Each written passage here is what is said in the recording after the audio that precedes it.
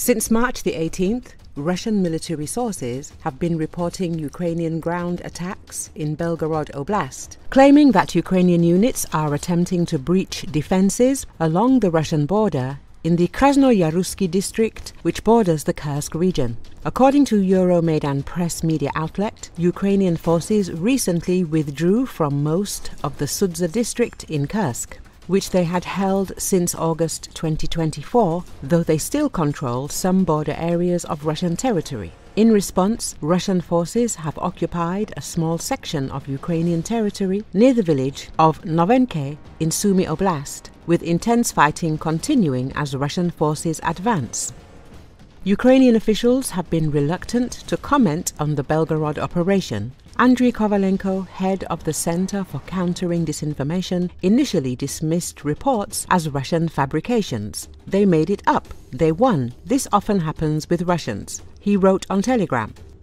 Euromaidan press says that, however, President Zelensky later acknowledged the operation, framing it as a preemptive measure to prevent Russia from opening new fronts. He noted that Russia is concentrating forces along the Sumy border for a potential strike, while also building up troops near Kharkiv and in the Zaporizhia direction.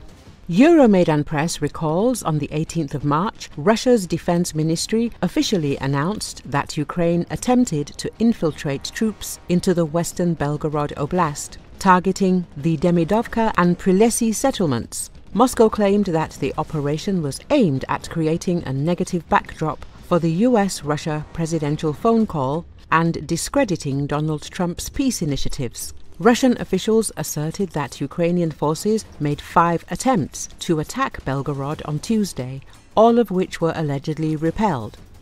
Up to 200 Ukrainian soldiers and 29 military vehicles, including 5 tanks, 16 armored personnel carriers and 3 engineering vehicles were involved, according to their statement. Russian military telegram channels reported that all Ukrainian attacks on western Belgorod had been repelled. However, they acknowledged that the situation remained complex and warned that Ukraine was reinforcing its reserves and preparing for further strikes.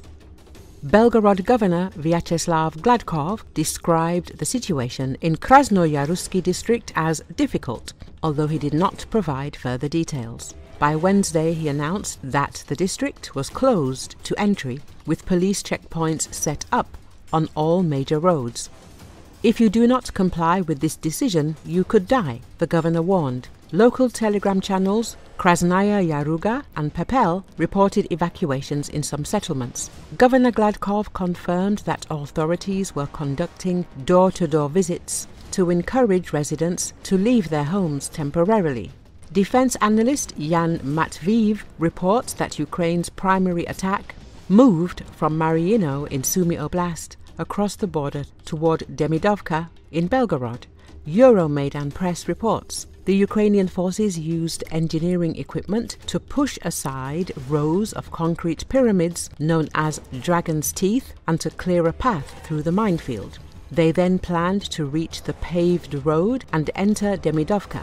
Matviv wrote on Telegram, "This area of Belgorod offers no significant strategic value. It consists mainly of empty fields and forests without major roads or settlements. The district center, Krasnaya Yaruga, lies 25 kilometers southeast, suggesting this wasn't the primary target. With Ukrainian forces withdrawing from Sudza, their command now has additional reserves at its disposal, while Russian forces in Kursk remain focused on recapturing all Russian territory."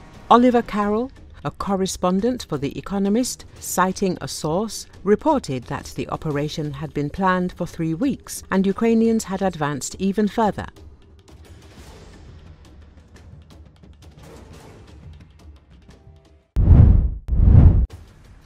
American A-10 Warthog attack aircraft could help Ukraine defeat Russia by delivering powerful strikes against Russian tanks and air defense systems, according to former US Army officer and military analyst Brent Eastwood in an article for 1945. He said the aircraft was obsolete for the US Air Force, and the intriguing idea of transferring decommissioned A-10 Warthog Thunderbolt IIS to Ukraine for use against Russian forces could be a great fit.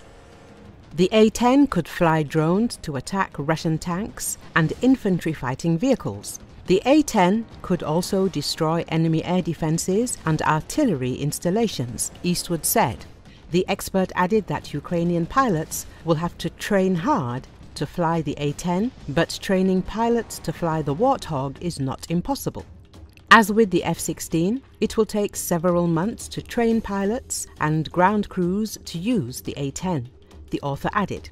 By the time the pilots and maintainers are ready, the war may be over. But the A-10 will still give the Ukrainian military an advantage if the ceasefire breaks down and fighting resumes. Also, Eastwood warned, because the plane is 45 years old and requires a full maintenance and repair plan, it also relies on spare parts that will not be readily available.